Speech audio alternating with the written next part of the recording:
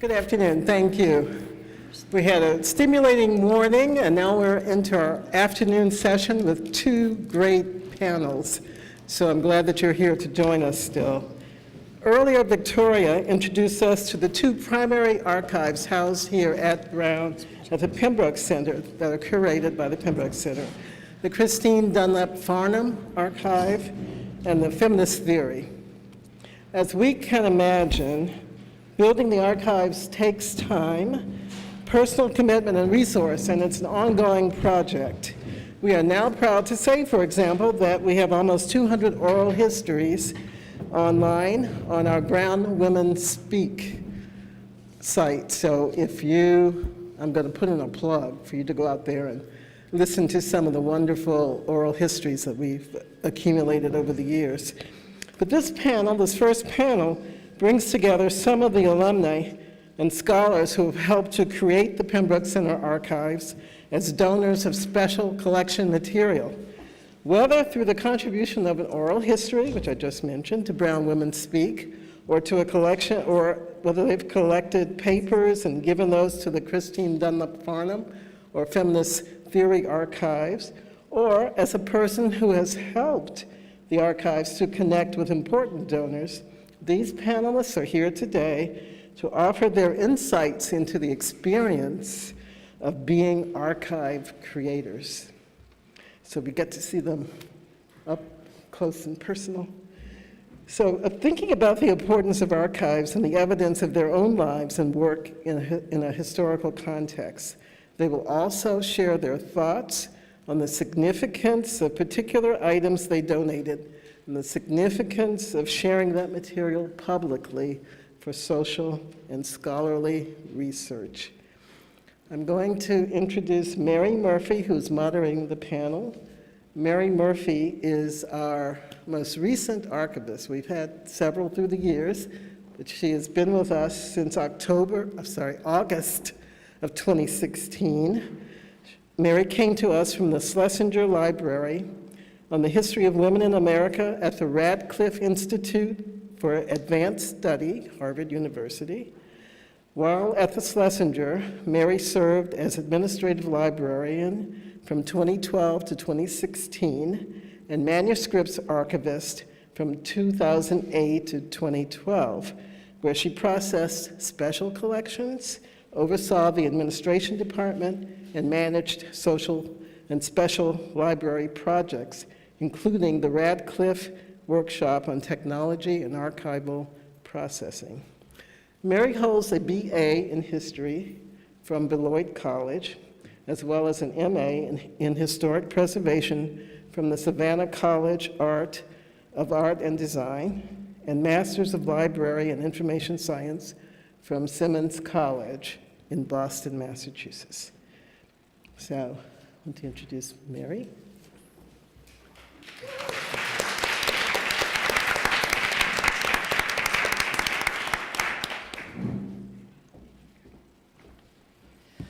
Okay, so thank you. So before I begin, we're gonna try something here. I may see if it's all right if I stand at the podium to do this with you. It may work a little bit better, and I'm sorry if you have to lean, but I think it might work for the audience as opposed to me being jammed down on the end there.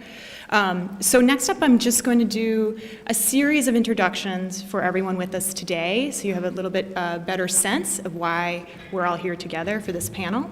And I would like to begin by thanking Bernstein before we go any further for introducing this panel and for really all that she has done for Brown University. And so I'd like to share a little bit more with you about Bernstein, and then I'm going to go down the line and introduce each of our panelists before beginning the question and answer period.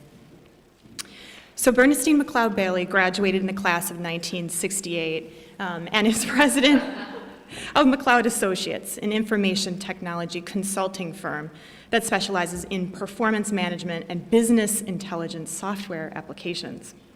For 12 years, prior to forming McLeod Associates in 1981, Bernstein was a systems engineer at IBM. She's also involved in building a family gift and toy business, Aisha & Company. She was elected to the Brown Board of Trustees in 2001 and is currently trustee emerita. Bernstein has been involved at Brown as a vice chair of the Campaign for Academic Enrichment, and specifically the Alumni of Color Initiative, and as past chair and now honorary lifetime member of the President's Advisory Council on Diversity. She has also served as class treasurer, co-founder of the Investment in Diversity Fund, co-founder of the Third World Network, member of the Parents Council, member of several reunion gift committees, and member of the Third World Alumni Activities Committee. She is currently serving on the Board of Governors of the Inman Page Black Alumni Council and the Board of Overseers for the Annenberg Institute for School Reform, which is housed here at Brown. She was an initial recipient of the Brown Alumni Service Award and received the Brown Bear Award in 2007. She has participated in numerous on-campus forums and seminars and continues to support Brown in many different ways. Here at the Pembroke Center, Bernstein has chaired the Archives Committee of the Pembroke Center Associates Council for a number of years and has been deeply involved in the Brown Women Speak Oral History Project. She has contributed to multiple oral histories beginning in 1993. She also interviewed Catherine Pierce, class of 1962, in 2012. Pierce had donated a tape of Malcolm X speaking on the Brown campus to the university archives. This was rediscovered in 2012 and gained national press attention. So I want to thank Bernstein for everything and for introducing me and this first panel today. Thank you.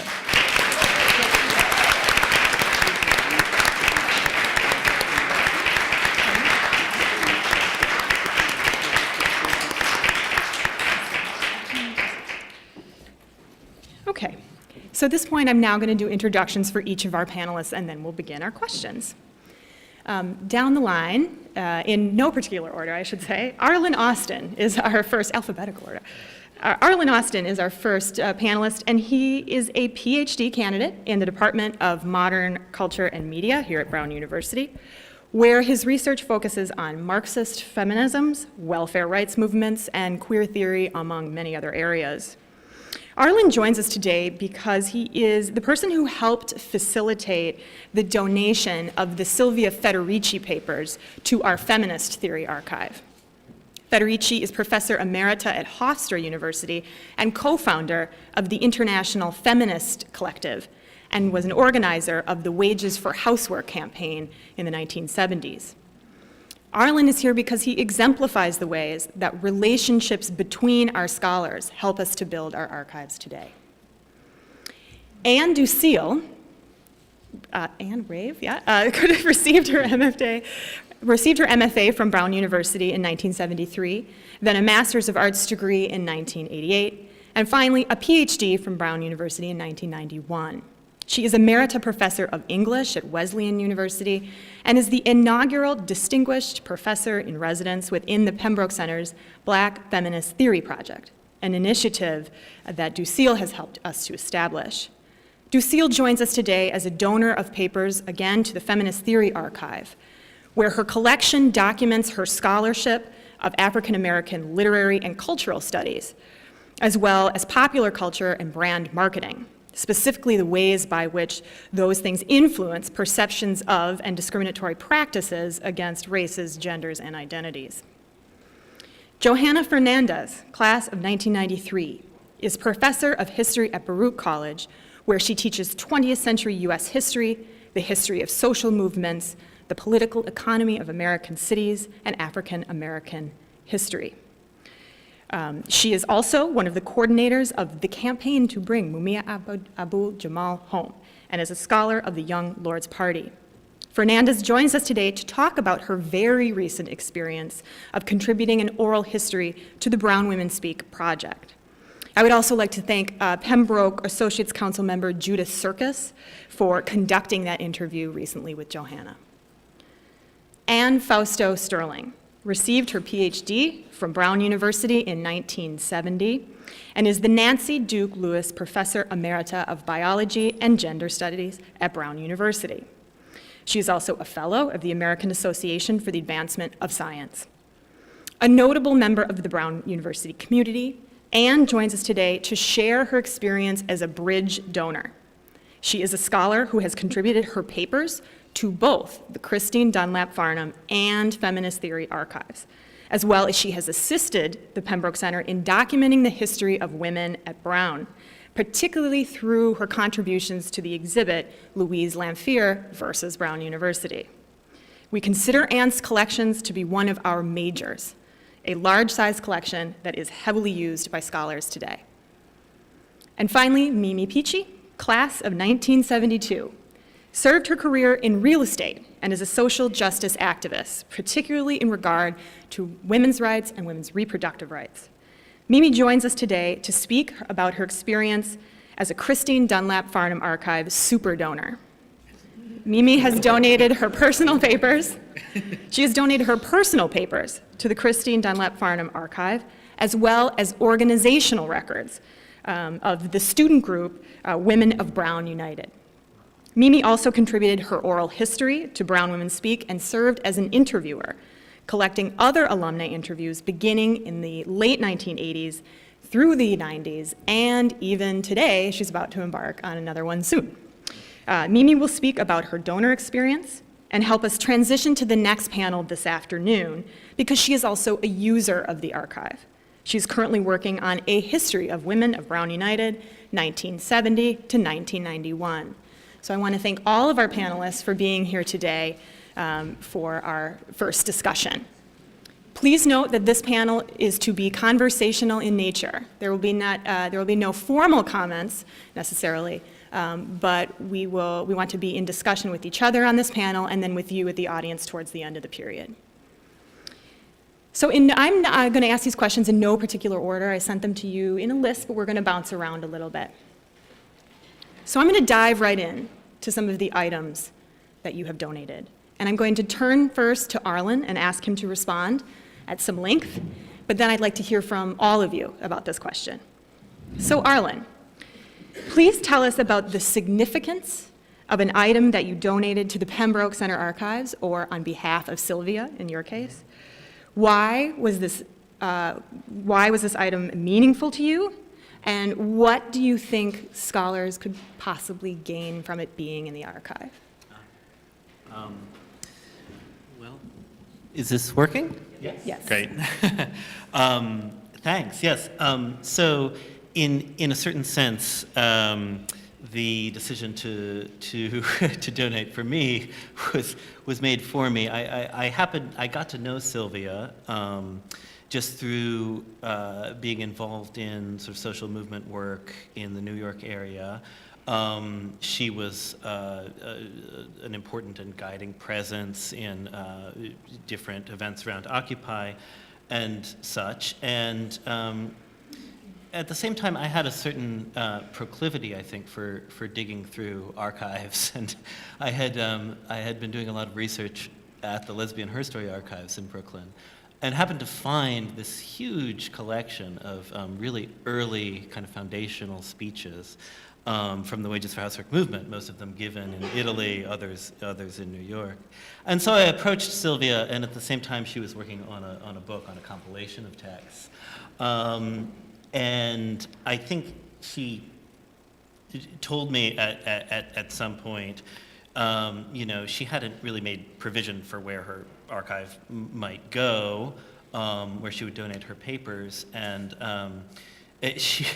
I remember distinctly one day she told me, I think she was about to travel to Chiapas or something. She travels constantly, but and there had been violence there recently, or so she told me, so if I die, your name is written on all the boxes of materials from the 70s, right?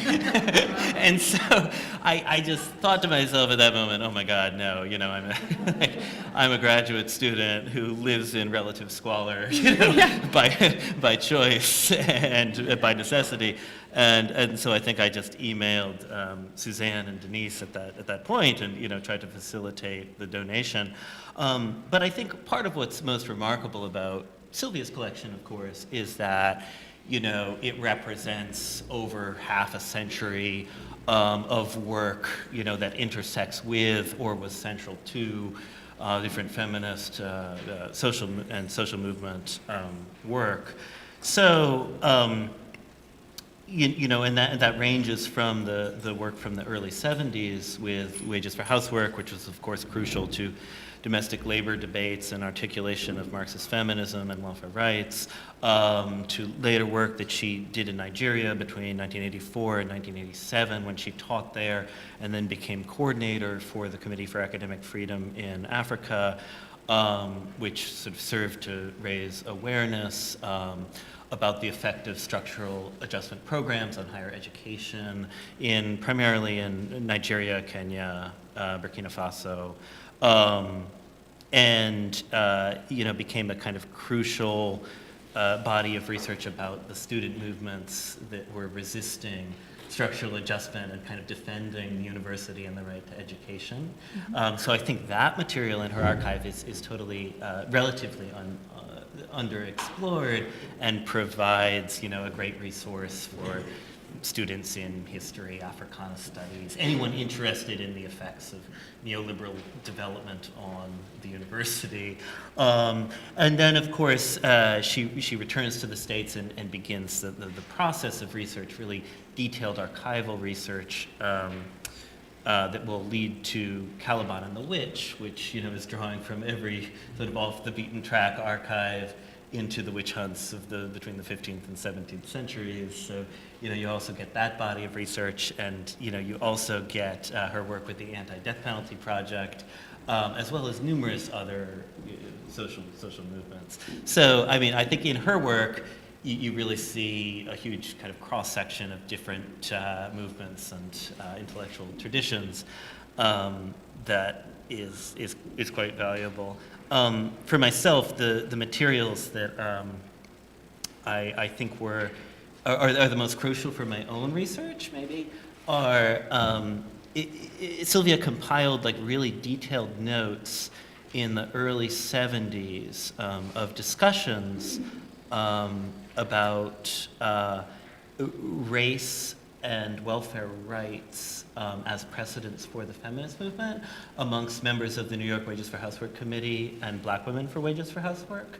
And they are a fascinating document of the sort of working out of an intersectional feminism in the early 70s, often quite conflictual and quite fascinating, but, discussing how the welfare rights movements of the 60s, relate to their own organizing.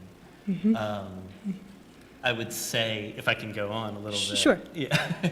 I would say the Italian materials Mm-hmm. are also incredibly fascinating from her archive. The earliest organizing for Wages for Housework, much of it was conducted in Mestre, which is a sort of industrial petrochemical manufacturing district outside of Venice.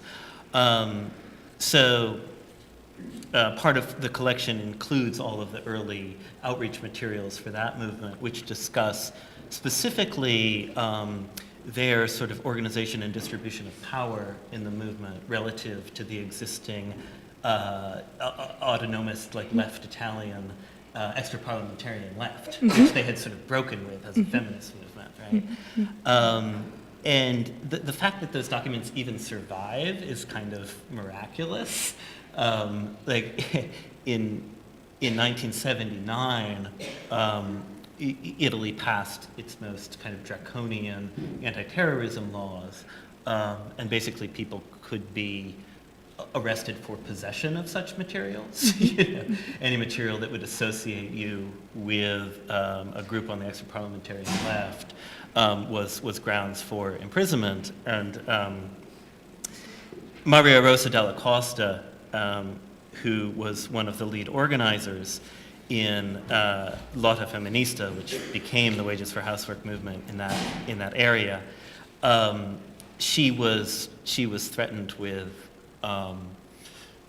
She was being actively threatened. It was let to be known that she was under investigation for association with armed bands, right? And she was teaching at the University of Padua at the time, and many of her colleagues had been arrested or gone into exile. So she basically arranged with one of her students at the University of Padua, who was a member of Autonomia, who ran a moving company, like an autonomous moving company, right, to come under cover of night after this legislation was passed in '79 and load the primary documents into a truck and bring them out to the countryside and bury them. And so, but she also mailed lots of them to Sylvia, Right. which is, why that archive sort of survives, which is a very important one within Italian feminist history. I'm going to break in and see if we can get some responses from our other panelists. Thank you, Arlen. I'd also like to just add another beautiful point of the Federici collection is the history that you see of print material and how it trickles down. You can see evidence of modern-day zines, that the founding documents of that movement. You can see some evidence of that in the physical material. I'd like to move on to some of our other panelists who donated collection material. Perhaps Mimi Pichi and Fausto Sterling, could you please weigh in on some of the favorite items or special items that you've donated? Hard for me to pick out just one because most of what I donated was materials from Women of Brown United. I also donated my personal papers from the time I was at Brown, including artwork done in some of the classes that I took. And hopefully these things will give scholars and students in the future an opportunity to have a window into what was going on at the time. The Women of Brown United papers I feel very strongly about. I schlepped them around for about 15 years until the archives was actually founded and hired the first archivist, Karen Lamoureux. And immediately, as soon as she was on board, I called her up and said, please, can you take this stuff off my hands? Because I'd moved multiple times and I was afraid they were going to get damaged or lost. The Women of Brown United was the undergraduate manifestation of the women's movement. In 1970, we started it, and it became a rallying point on campus during those years for feminism. And there were many other things going on, of course, and some of the people in this room lived through them and had sort of different experiences. But I think, I know for a fact that people have gone back to those archives and used them fairly extensively for class papers and so on. And I have been contacted because of them by students doing papers and doing research, so for further clarification and oral history, et cetera. So it's a much smaller slice Right. than the archives contribution that you just described. But I think it's like all of this. If we don't take care of it, if we don't steward it, it will be lost. Right. Professor Fausto Sterling, would you like to talk a bit about something of the great collection that you've donated, the large collection? Can you think of a specific item that was important to you that you donated? Well, I guess maybe the material is most important. The material that's most important to me really is all of the material that I have on the consent decree and the Lamphere case, because that seems to me so central to the development of the university as a whole, because that lawsuit, changed Brown in such a profound way. And so I know one of the things you guys have is my copy of, it must be the Brown Daily Herald edition of the consent decree, and it's all underlined and everything because it fell to me some years later when the decree was vacated. Me and two other faculty members, Julie, whose last name Strandberg, and Elizabeth Kirk, to negotiate with Vartan Gregorian and the head of the Brown faculty to incorporate that decree, which was an extra university decree, into the faculty rules and regulations in the university operating procedures. And that was a 2-year process that was, well, it was slow.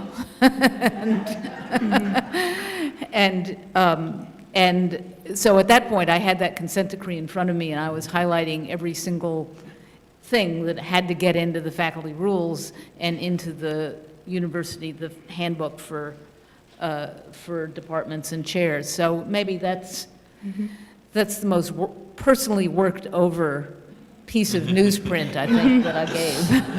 So we actually get a lot of questions from our donors about, do you really want all this junk? I wrote all over it.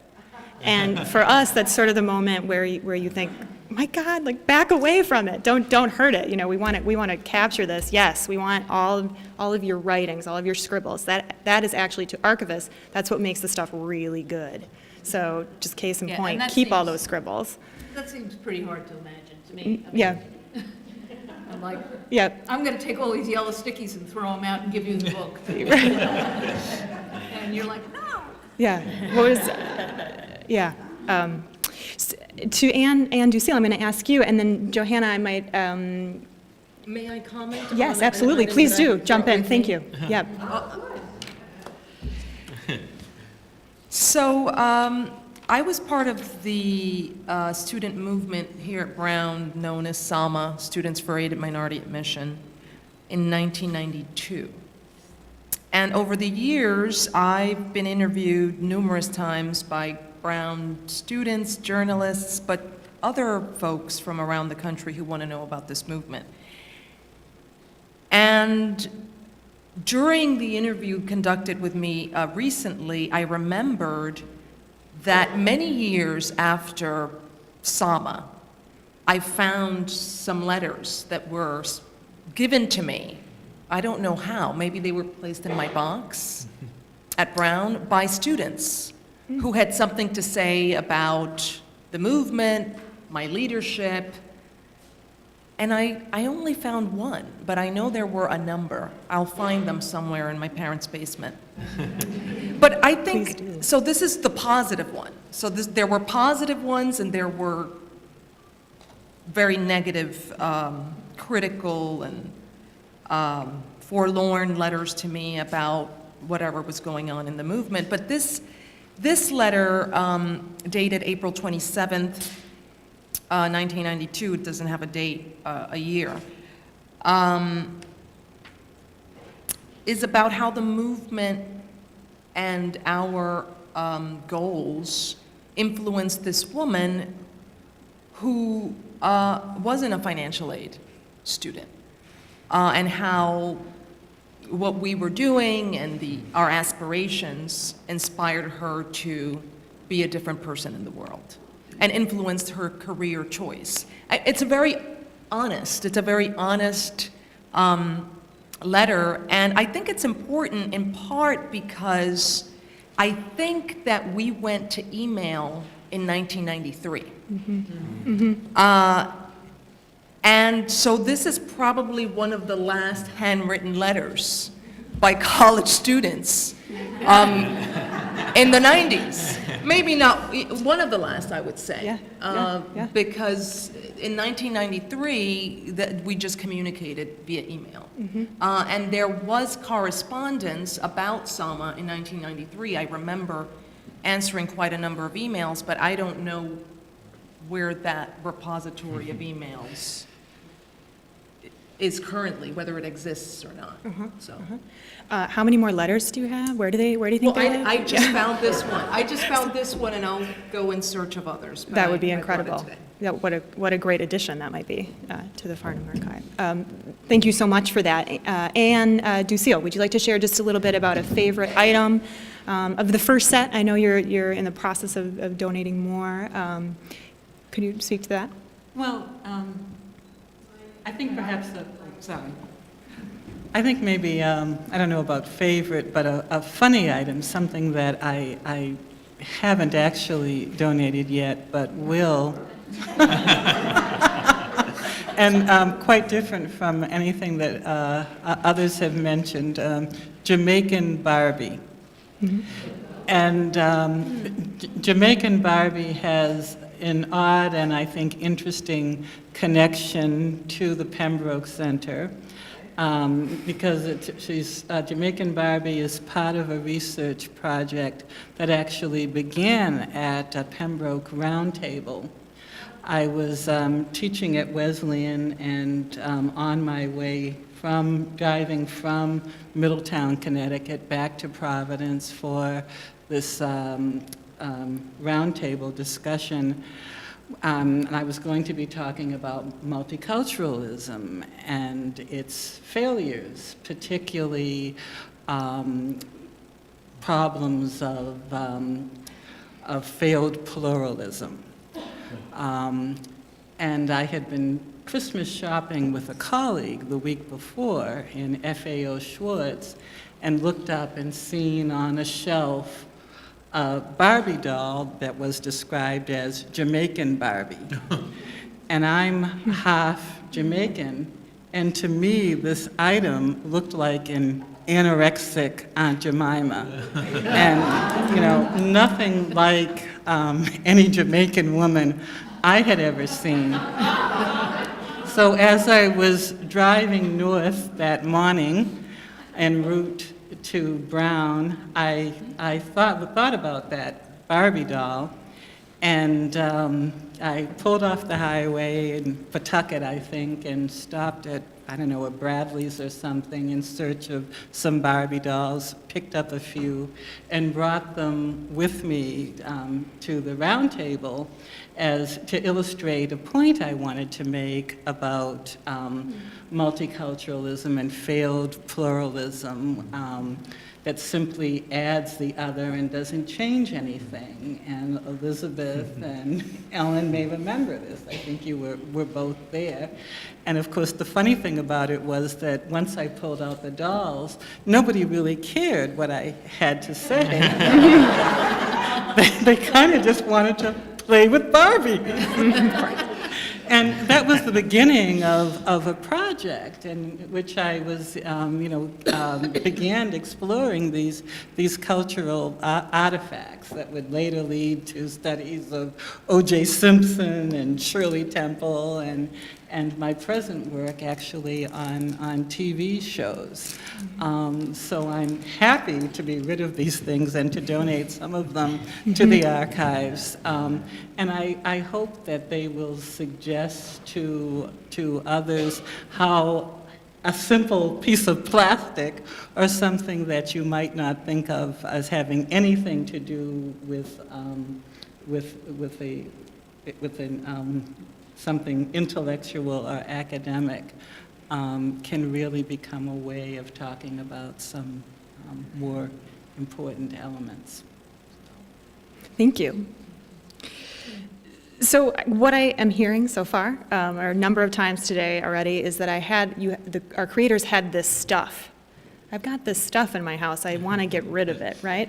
So that is one emotional way to play out your relationship with your archives. But there are other reactions too. So I'm going to circle back and tee this next question off to Johanna because you have just so recently contributed an interview to Brown Women Speak. And I want to get your sense about the experience of sharing your memories for an oral history archive.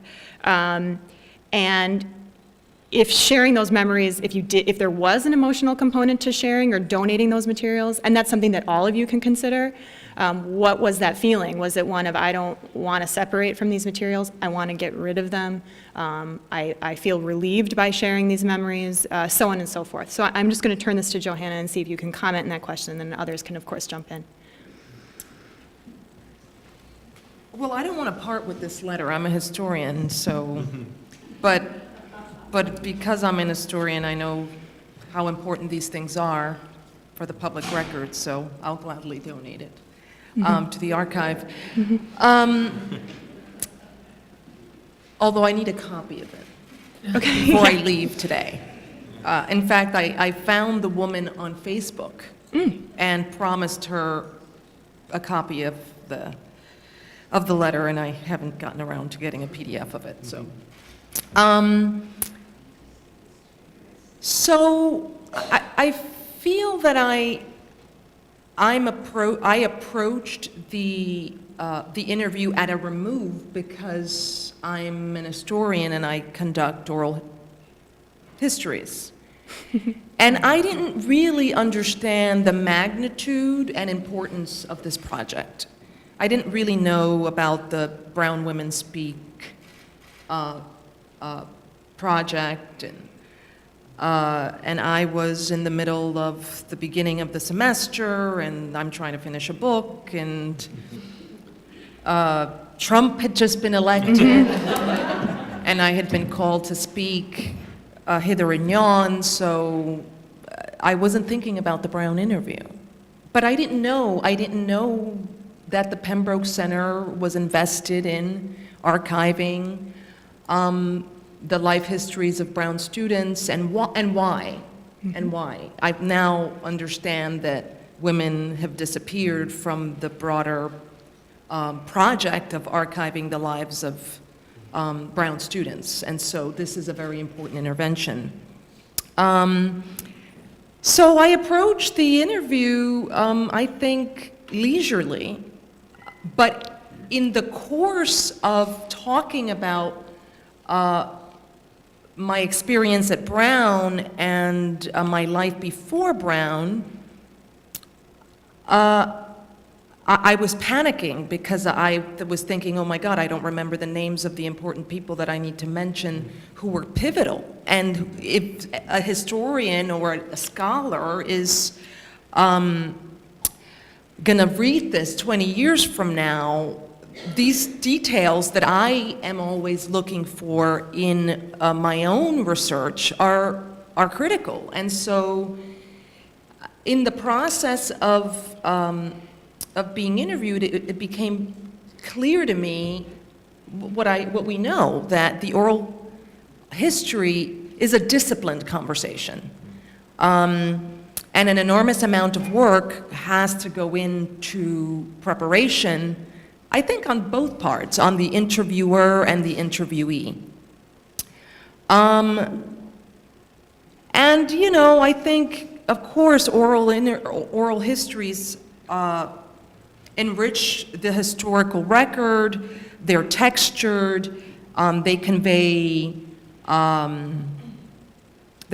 feelings, details. I've conducted over probably close to 100 interviews with 60s activists, in particular members of the Young Lords, who are the Puerto Rican counterpart to the Black Panther Party, and I would not have discovered any of the material that I later discovered without those primary sources, without those oral interviews. So there's something intangible that is acquired in this process, but I think that what I hadn't really understood as an historian is that the oral interview is also very existential. And I had talked about my life at Brown in therapy, at Brown. But I had not subjected my experience at Brown to reflection, and I hadn't completely integrated that experience into a history of my life. So it was emotional. I wouldn't say it was emotional. It stayed with me for weeks to come. And I wish that I had said things that I didn't. So it definitely encouraged an application of analysis to my life in a way that I hadn't done before. I'll just end with a story. I was lecturing to 200 students yesterday in my 20th century U.S. history survey. I teach a week on world systems theory, and the reason why I teach world systems theory, and sometimes I assign a theoretical article on ideology, is because of my experience at Brown, in particular in modern culture and media, which was not my major, but I took quite a number of courses in that department. In any case, the conversation turned to deindustrialization in the post-World War II period, and somehow students asked me a question about education, and I did something that I rarely do, which is that I said that, well, education is inaccessible in American society today. Only 30% of Americans have a college education, and those who do are burdened with debt. I'm one of them. And a student, probably one of my Trump voters, said, well, if students, and I'll just say you, he asked, well, why did you decide to incur debt? You should have been responsible, and why didn't you go to Baruch or the City University of New York, which would have been just a drop in the bucket in terms of what you probably owe now. And I was dumbfounded. I didn't know what to say, but I said, I wouldn't be the person I am today had I not gone to Brown. Mm-hmm. Brown, I wouldn't be a professor. And especially given what my educational experience was like prior to Brown. I went to the worst schools in New York. I grew up in the Bronx during the crack epidemic. And unfortunately in the United States, you become a thinker only through access to these incredibly privileged institutions like Brown. And because I learned how to think and analyze and understand the world at Brown, I am free today in ways that I couldn't have imagined had I not undertaken the burden of debt that I now have. So that's part of what I've known for some time, but that became clear in the interview, and that was that I've been embattled. I was embattled with Brown while I was here, but Brown is one of the few undergraduate institutions, in part because of its grading structure and its options, but because of the culture of Brown, that transforms students into thinkers. Mm-hmm. And I am grateful to Brown for that. Mm-hmm. Thank you. I want to get, I just want to move on to a couple more questions because actually our time is flying by as we speak. So I'm going to ask to just pause on other responses to Johanna's comments, and thank you for those again. I want to ask, heading back to Ann Ducille for a moment, and then I'd like to ask Ann Fausto Sterling a question for sure as we go forward. But beginning with Ann Ducille, about thinking about your scholarship, and this is connected to the last question, your professional life, your life when you were a student here at Brown. As you live your life, did you ever think about collecting evidence of your life for the sake of history, for the sake of making history? Could you comment? I absolutely did not think about collecting anything that had to do with my life for the sake of history. I grew up in a small town, East Bridgewater, Massachusetts, a town so small they took the soda fountain out of the drugstore when I was in high school because it was a den of iniquity. So it never occurred to me that anybody would be interested in anything that had to do with my life. I saved nothing. I, recycled, shredded. So there are some regrets about that. But by way of answering your question more fully, I'd like to tell a story. And I've titled my story, Notes on Hamilton. But don't get excited. There's no singing or dancing in my Hamilton. After my MA in '73, a year later, in the summer of 1974, I moved to upstate New York for a job at Hamilton College. That Hamilton. I had been recommended for the position by Michael Harper, the poet and professor here at Brown. Oh, sorry, okay. Yeah. Can you hear me now? Yeah. Okay, great. Okay. Some years later, I saw an article that listed the names of the first black women to teach at various colleges and universities. For Hamilton, it cited only Jermina Lubega as having joined the faculty in 1974. I noted, and I suppose even resented, my absence from the list, but it didn't occur to me to do anything about it. I didn't realize then that it mattered.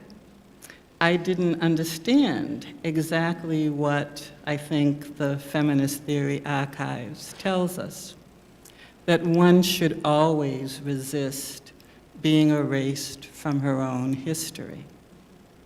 So to correct the record, to correct the historical record, there were actually 3 of us who began our teaching careers as lone black women pioneers. And pioneers is the right word, because teaching at Hamilton College in the 1970s was like wandering in a wilderness. So there were 4 of us who began our careers in 1974. Jermina Lubega in economics, Elfrida Parks in anthropology, and I was in the English department. Only Jermina stayed beyond that first year. Elfrida left to take a Fulbright and then settled in Iowa City, teaching first at the University of Iowa and then at Cornell College, from which she recently retired.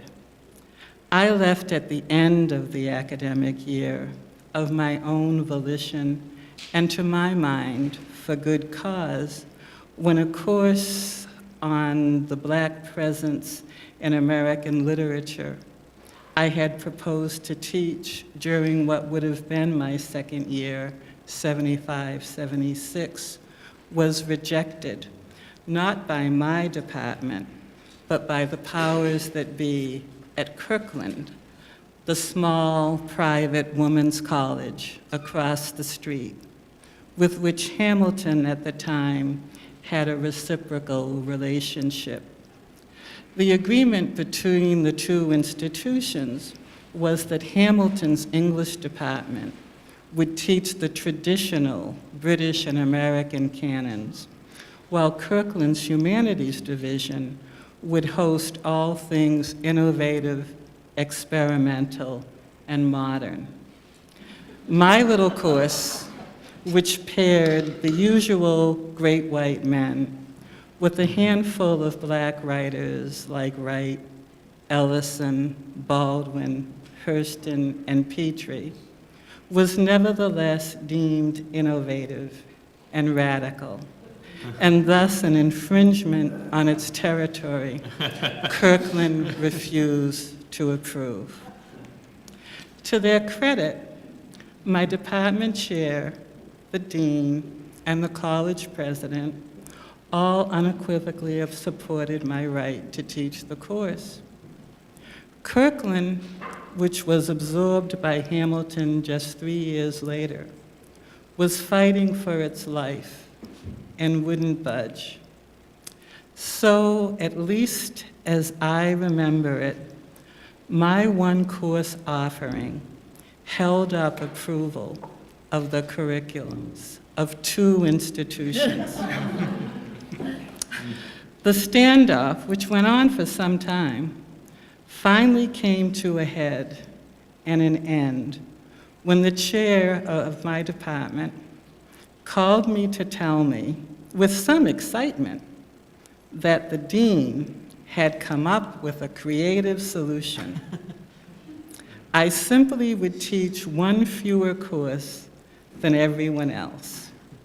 That is, Hamilton College would pay me not to teach the troublesome class.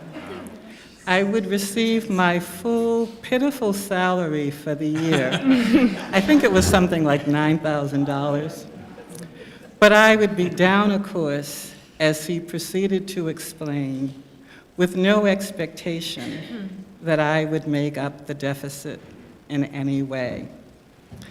Course relief is manna from the administration, but not under such circumstances. I was insulted and incensed at the assumption that I could be bought off so easily. Now, a year off, maybe, but not a course. And with the arrogance of youth, I said into the phone, without a second thought to the consequences of joblessness, something like, I have a better idea. I won't teach at all. You'll have my resignation in the morning. Thus ended my less than illustrious appointment at Hamilton College. And for a time, I thought my entire teaching career. Lots of wonderful things happened, but it was a long 11 years before I again landed a full-time tenure-track position. Now, I haven't told this story before. I share it now both verbally and in writing, and place it into the archive, because I realize that it's not simply some unfortunate little thing that happened to me in my youth, something which dramatically affected the course of my professional life. It's part of the history of Black women in the academy, and a time when a liberal institution was willing to bribe a Black woman not to teach a course that was only mildly about Black writers, as well as a side of its own institutional history that I doubt anyone at Hamilton College knows. Thank you, Anne. Anne, thank you so much for that comment.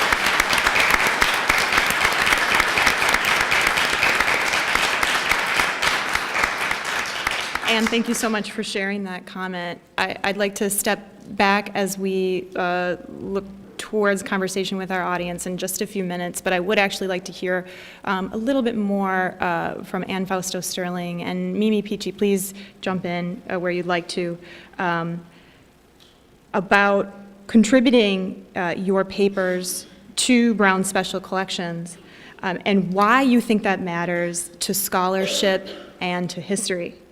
In your mind, what is the significance of archival legacy and building the historical research for research, teaching, and learning?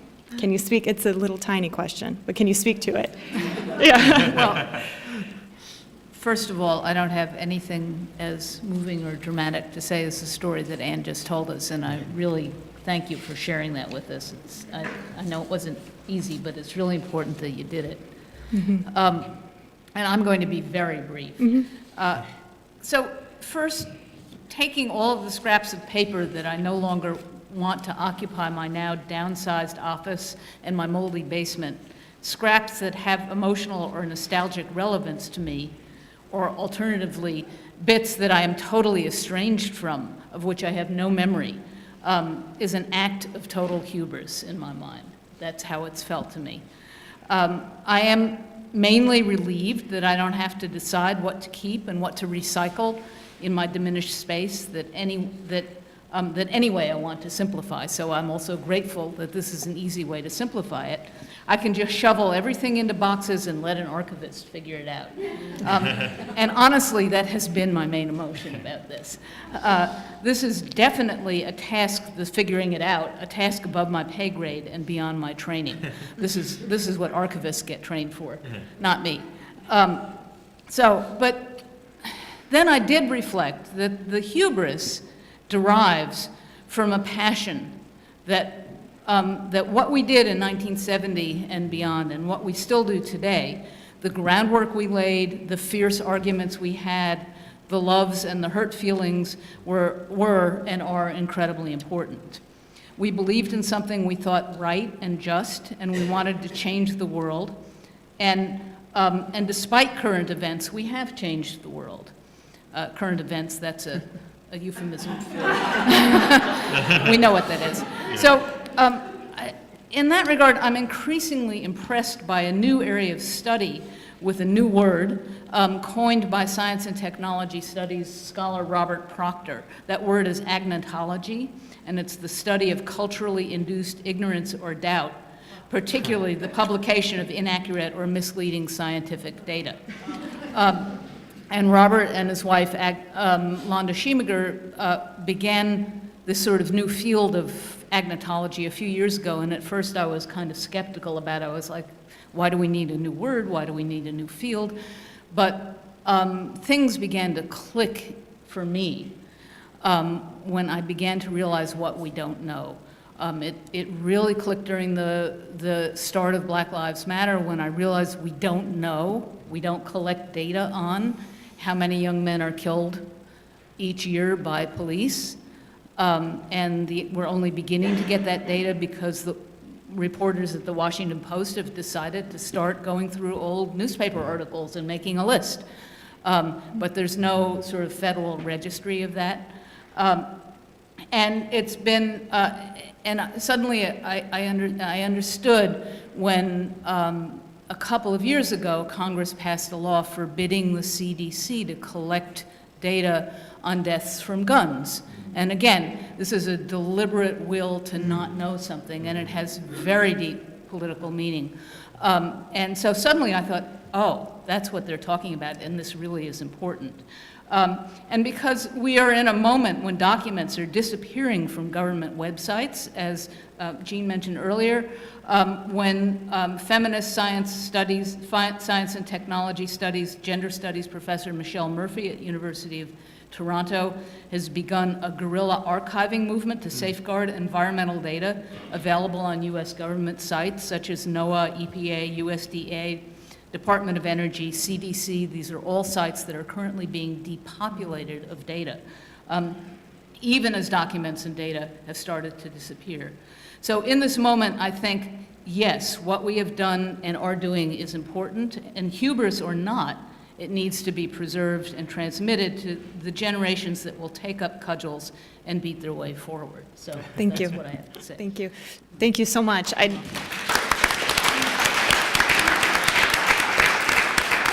As we are about to take questions from our audience, I actually want to throw the floor, last but not least, just to Mimi, because as a person who is a creator of our archive and also a user of our collections, I'd like to just hear your thoughts about wrapping this panel up and about, first of all, just a quick question about how your feelings on having your voice echoed out to the world, because Brown Women Speak is digitally available online.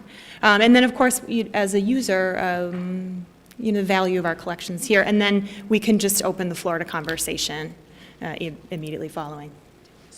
Okay, that covers a lot of ground.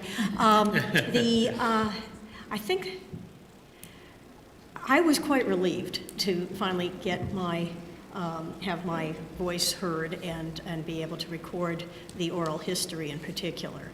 I had tried to do that in the 80s, and we tried twice, and somewhere floating around somewhere, maybe there's a tape, but it never saw the light of day. So when we finally did it last year, I was very delighted that it finally got said. because I felt that these were things, we lived through history, we made history. And if we don't record that and hold on to it, it will be lost, as others have said. To that end, I did have one comment, which is a comment and a question for archivists, which is I donated my personal letters from my period at Pembroke. But I couldn't find all the people who had sent me the letters. I don't mind giving what I've written, but what about the people who have written me, like this one woman who wrote you? I contacted, when I gave my letters, my correspondence, I contacted as many of the people as I could, whom I still was in contact with, but to just let them know I was doing that and make sure they had no objections. But it is a question that that's a question back for the archivists as to what the proper thing to do is in that regard. I've had the other side of the equation, which is I've been working on trying to pull together a history of Women of Brown United, again, for the same reasons, that if we don't do this, it will be lost. One of the original founders is already dead, another one has schizophrenia, and our memories are going quickly. So if we don't do it now, it's not going to happen. So I've had the good fortune to go to the Christine Dunlap Farnham archives and be able to go back to look at some of the papers that I donated 35 years ago. So that has been a great experience to go back and see those things again. And then also to see what else is there and what others have donated, which has also been a very valuable and fulfilling experience to help us fill out the historical record in a more continuous way by writing up this little history of this one little slice of our memory, collective memory. I would also make a pitch here for those of you who are in a position to be able to donate not only papers, but also money.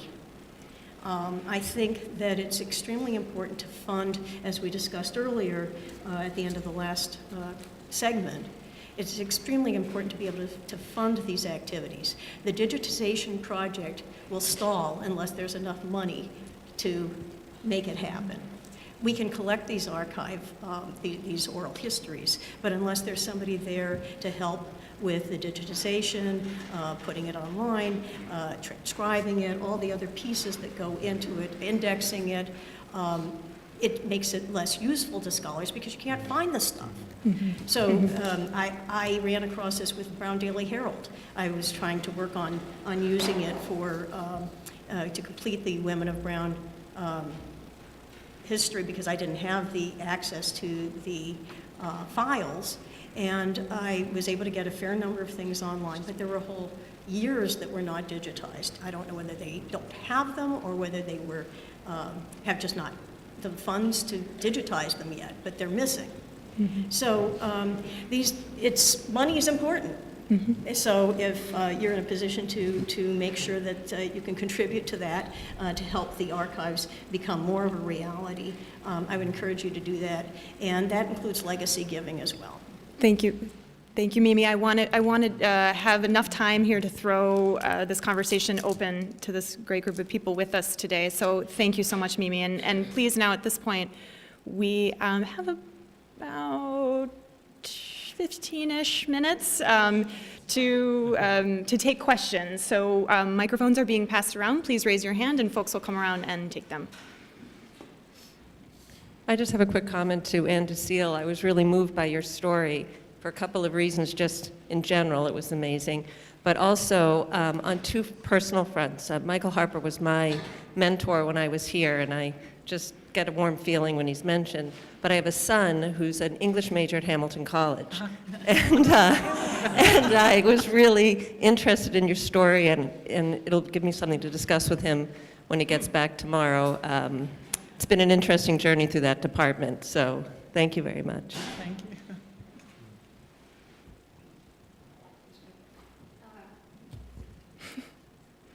I actually only have a comment, too.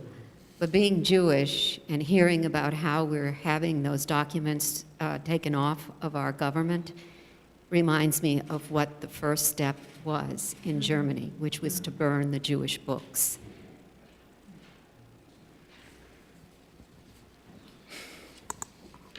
It's not really a question either. And first, I would like to thank all of you for your incredibly interesting and moving thoughts and contributions. And, you know, one thing that really became so vivid to me as I was listening to you is that when we try to think of archives as open structures. And this is exactly what happened here right now and today, because the things that got said will themselves become part of the archive. And I mean, Anne, you staged that, you know, explicitly, right, that you were placing this story into the archive. But I mean, it's very interesting to note that this event itself is already becoming part of our archive. So thank you. I also want to thank all of you for participating. It was a really varied and interesting conversation, and it feels like it just got started, and now we have to stop. I also want to particularly thank Mimi for making the pitch. That was really lovely and unexpected, and Anne for that remarkable story.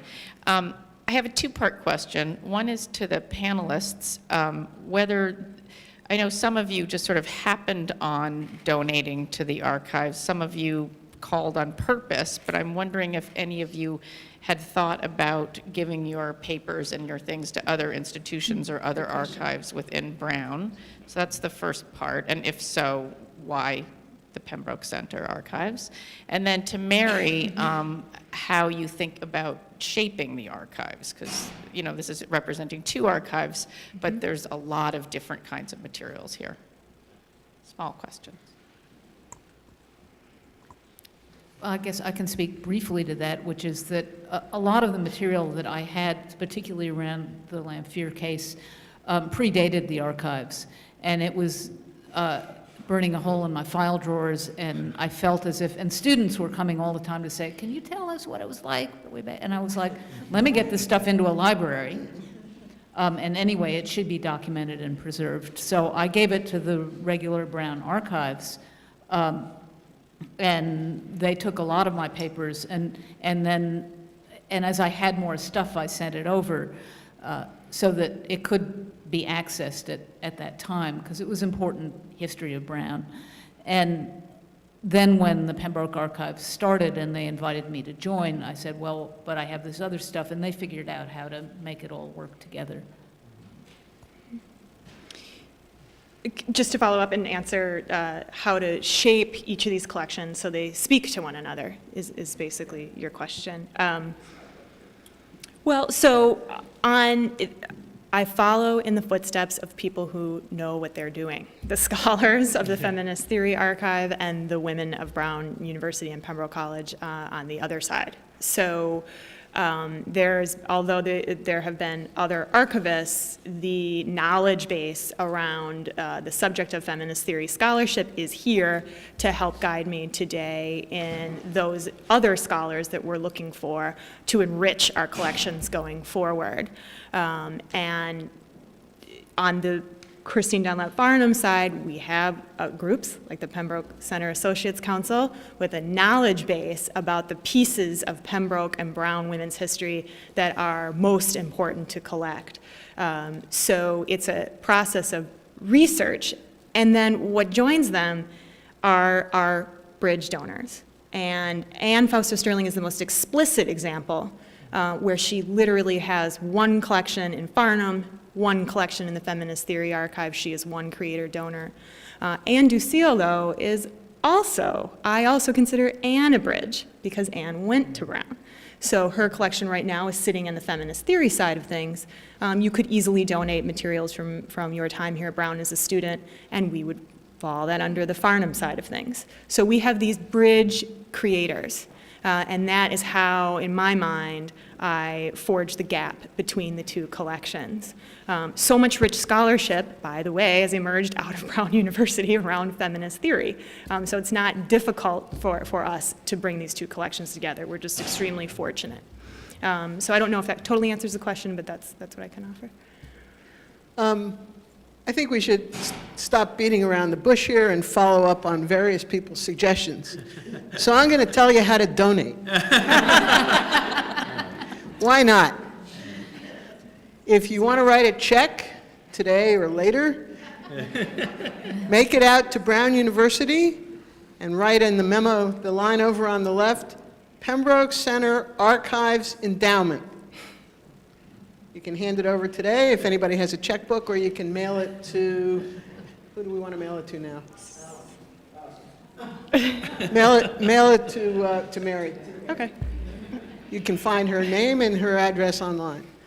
Or you can go online with any of your mobile devices, which the memory of which will or will not be retained depending on the answer to all these other questions. Go on brown.edu. There's several ways to get there to donate. Penetrate the system. It's not entirely obvious how to do it, but when you get there, tell them how much you want to give and write firmly and clearly, or type firmly and clearly somewhere, Pembroke Center Archives Endowment. And the magic of Brown University's advancement will get it to where it needs to go. And if you really want to be fancy and donate securities, there are ways to do that. See me later. But in all seriousness, one of the things that when we started trying to raise this money, people said, in particular, women won't give. As it turned out, men did give, and so did women. So either of those ways will work, and thank you.